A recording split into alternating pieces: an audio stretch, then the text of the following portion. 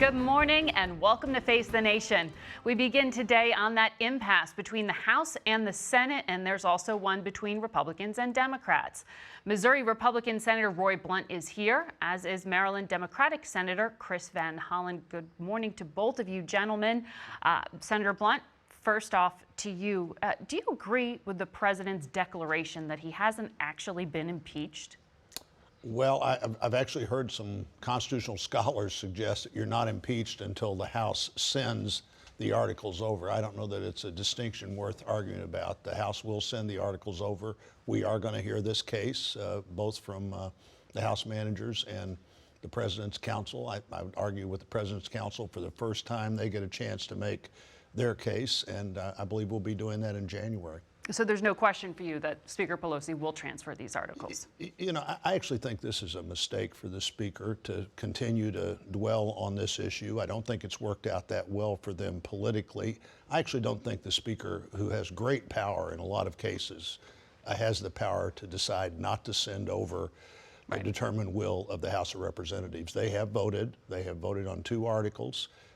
They need to come and defend those 2 articles. Well, you know, back during the Clinton impeachment trial, Republican and Democratic leaders sat together and planned out in a bipartisan way how the trial would take place. Why can't that happen this time? Well, you know, I think because of that, we have the plan out before us that worked before. It probably wasn't quite as easily achieved last time as it seems like it was, but it seemed to work last time.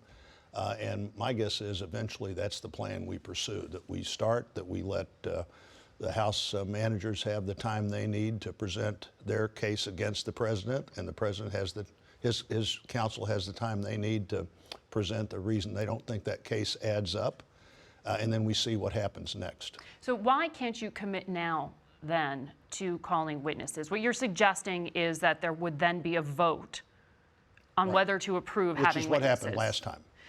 This time, Democrats are arguing the trial needs to be fair, and that includes the certainty of hearing from witnesses. How can you have a credible trial without that? Well, every one of the Democrats that were in the Senate the last time that are here now voted against witnesses the last time.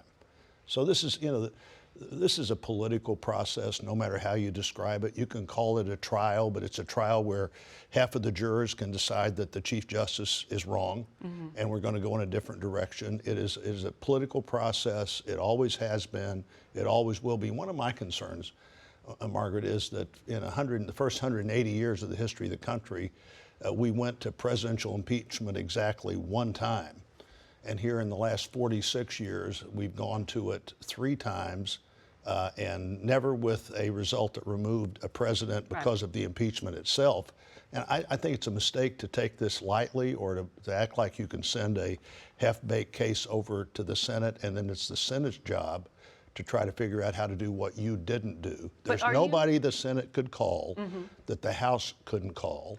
There's no privilege. But there is a Republican majority in the Senate. And this is where the president has argued he wants to hear his case and get a fair shake. He complained about not getting that in the House. Case, but I think what you don't but he wants do, witnesses. Have you persuaded the president not to push for that any longer? I don't know that the president's persuaded not to push for that. And there may be a time when we decide that witnesses are essential, but the witnesses that the House didn't call would have the same privilege in the Senate that they had in the House.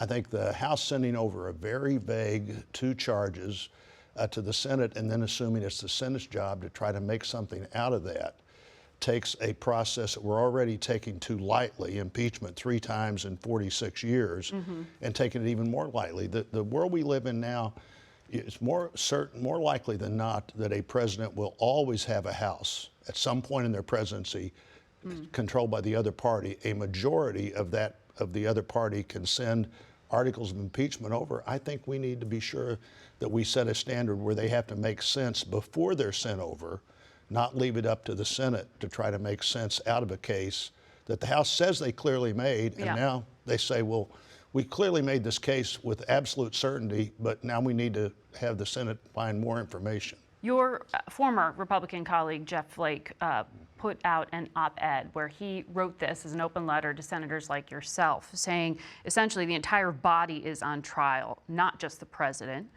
And he said, don't be complicit. Quote, you might also determine that the president's actions do not rise to the constitutional standard required for removal. But what is indefensible is echoing House Republicans who say the president has not done anything wrong. He has. Does Roy Blunt, potential juror, believe that the president's phone call was perfect? Well, I think the people that listen to it, that should know and hear a lot of these calls, have generally said there was nothing wrong with the call. But what do you believe? But I think that's not, here's what I believe from Jeff Flake's letter, or Jeff Flake's editorial. He also said, would you reach the same conclusion if Barack Obama had done exactly the same thing?